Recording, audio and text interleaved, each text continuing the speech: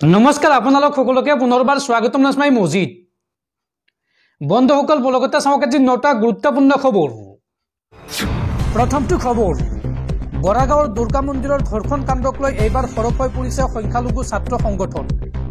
ঘটনা প্ৰসংগত নিমাত দল সংগঠনক সমালোচনা নেমচুৰ। এতিয়া ক'ত গ'ল ভিং কাণ্ডক লৈ তালফাল লগোৱা শৃংখল চলিহা আৰু উজনি অসমৰ দল সংগঠন, এই প্ৰশ্ন নেমচুৰ সভাপতি বদৰুল ইছলামৰ।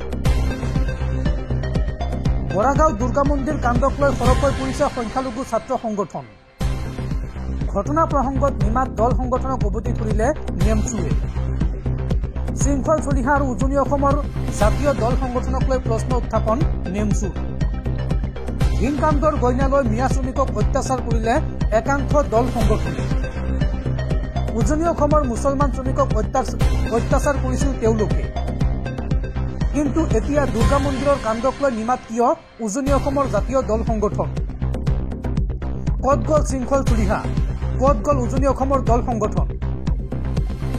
বৰাগাঁৱত সংঘটিত কুকাণ্ডৰ উত্তৰ বিচাৰিলে নেমচুৰ সভাপতি বদৰুল ইছলামে। পৰৱৰ্তী খবৰ, দেশত শীঘ্ৰেই বলবৎ হ'ব এক দেশ এক নিৰ্বাচন আৰু এই নতুন নিয়ম কাৰ্যকৰী হ'লে দেশত একেলগে অনুষ্ঠিত হ'ব লোকসভা নিৰ্বাচনৰ লগতে দেশৰ সকলোবোৰ ৰাজ্যৰ বিধানসভা নিৰ্বাচন।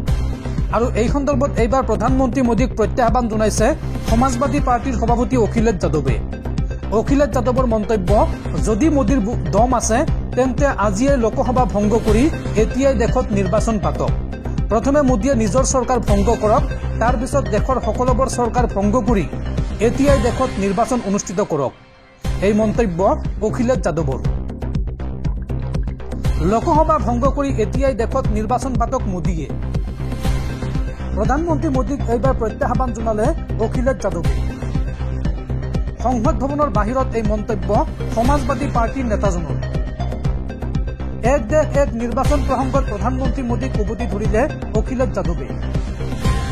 অখিলেশ যাদৱৰ মন্তব্য, নিজৰ চৰকাৰ ভংগ কৰি দিয়ক প্ৰধানমন্ত্ৰী মোদীয়ে আৰু তাৰ পিছত দেশৰ সকলোবোৰ চৰকাৰ ভংগ কৰি দিয়ক আৰু এতিয়াই সমগ্ৰ দেশতে নিৰ্বাচন পাতি দিয়ক প্ৰধানমন্ত্ৰী মোদীয়ে, এই মন্তব্য সমাজবাদী পাৰ্টীৰ সভাপতি অখিলেশ যাদৱৰ।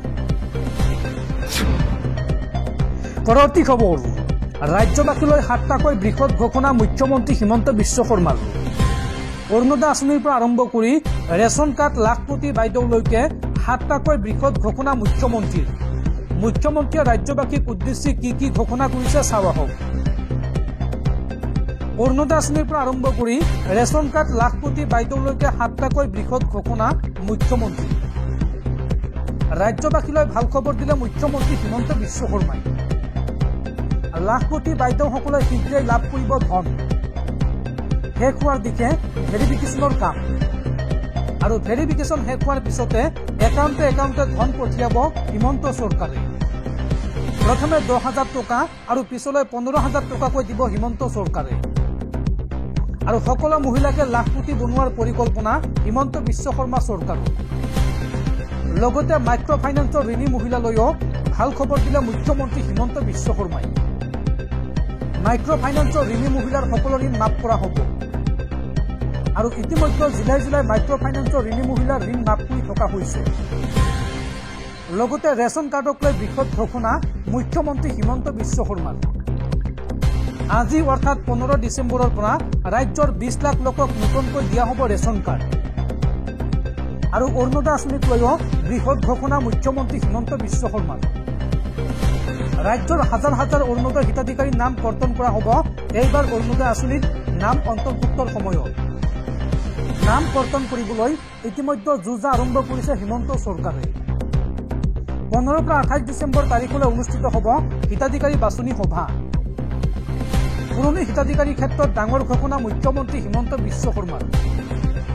চৰকাৰী চাকৰিয়াল আৰু যাৰ যাৰ আৰ্থিক অৱস্থা ভাল হৈছে তেওঁলোকে লাভ নকৰিব অৰুণোদয় আঁচনিৰ সুবিধা আৰু যিসকলে আজিলৈকে অৰুণোদয় পোৱা নাই তেওঁলোকে এই 15 পৰা 29 বা 30 ডিচেম্বৰৰ ভিতৰত লাভ কৰিব অৰুণোদয় আঁচনি।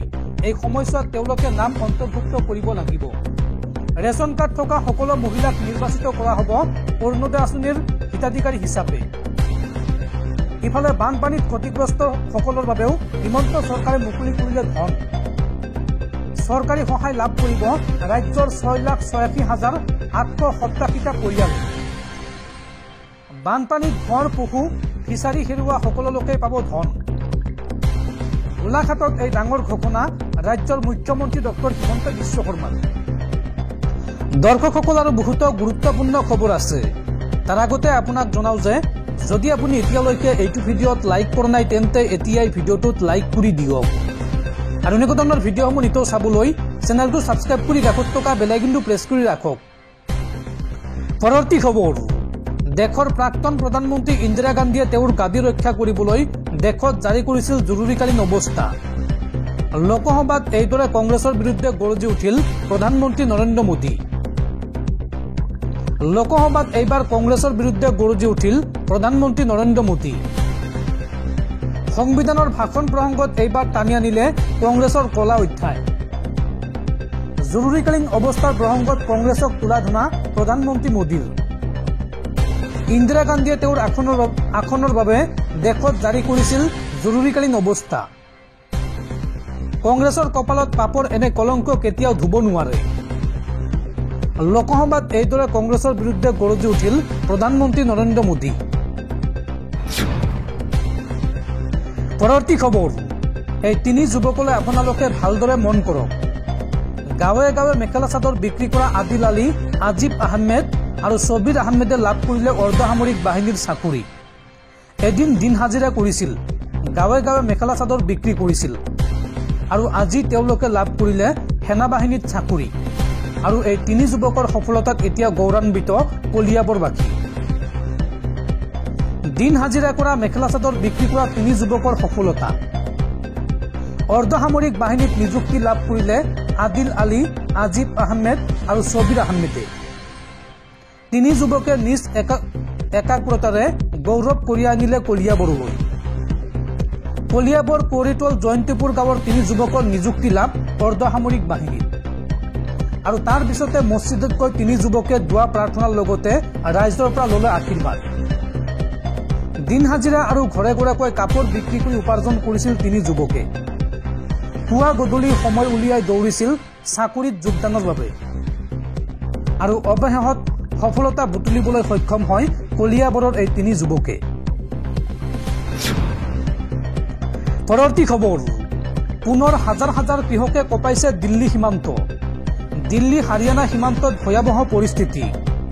মোদী চৰকাৰৰ বিৰুদ্ধে চতুৰ্থবাৰলৈ দিল্লী সীমান্তত কৃষকৰ প্ৰতিবাদ। পুনৰ হাজাৰ হাজাৰ কৃষকে কঁপাইছে দিল্লী সীমান্ত। দিল্লী হাৰিয়ানা সীমান্তত ভয়াৱহ পৰিস্থিতি। মোদী চৰকাৰৰ বিৰুদ্ধে চতুৰ্থবাৰলৈ দিল্লী সীমান্তত কৃষকৰ হুংকাৰ।